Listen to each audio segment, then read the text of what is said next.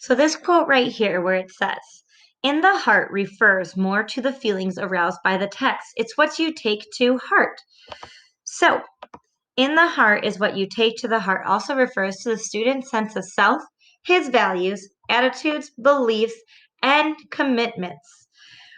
So, us as a whole person need to require that our ideas and feelings find their way into actions, can then perhaps change the world. So, when we are thinking about things that are going on in the story, and what's happening and what's making us feel something as we're reading, or what's making us learn something about ourselves, or that we can relate to others, now we can take these ideas and these feelings and put it out into the world. One book that has really done this for me is when I read the book Wicked. And a lot of these quotes I had to really reread and rethink, what is it actually telling me? And how is it not only going to affect the character, but reflect my overall thought process? So it's important to raise these questions to our students, such as, what did this text help me learn about myself? Think about it, such as what I had said about the story with Mr. Hatch. Maybe this story made the students realize that being kind to many people will not only get you more friends and happiness, but also spread the kindness. In the end of the book with Mr. Somebody Loves You, Mr. Hatch, not only did they want to do something nice for him, but they threw him a whole party because that's what he had done for them.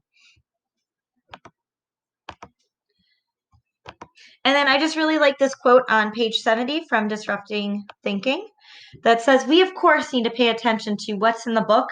The author puts those words there for a reason. So we have to pay attention to what the author is telling us. But we also need to think about what those words mean to us.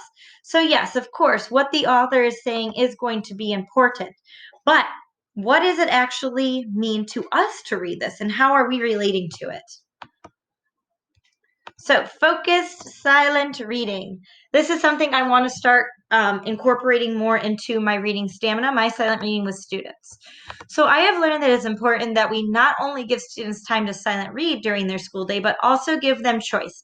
I have always given my students a choice. I was doing leveled books for a little bit, but I found many of my students, especially my lower level readers, not wanting to read the books I was giving them. They were uninterested. They would just fly through them. I don't know if they were actually reading them or not.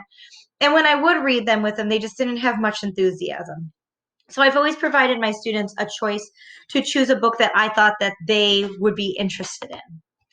For our younger students, we must teach and model what it looks like to be a good, focused, silent reader. We read with purpose. This is once again something I think we all do in school as a teacher. So when we're reading the Magic Tree House book, I'm asking the students, how would you feel if you were trapped in a locked room? Does this surprise you? Do you think they're going to get out? How could they get out? So asking them these questions to really relate themselves to the text. But I also want them to take my questioning to then move with their questioning when they read a book, to be asking themselves these same questions and thinking.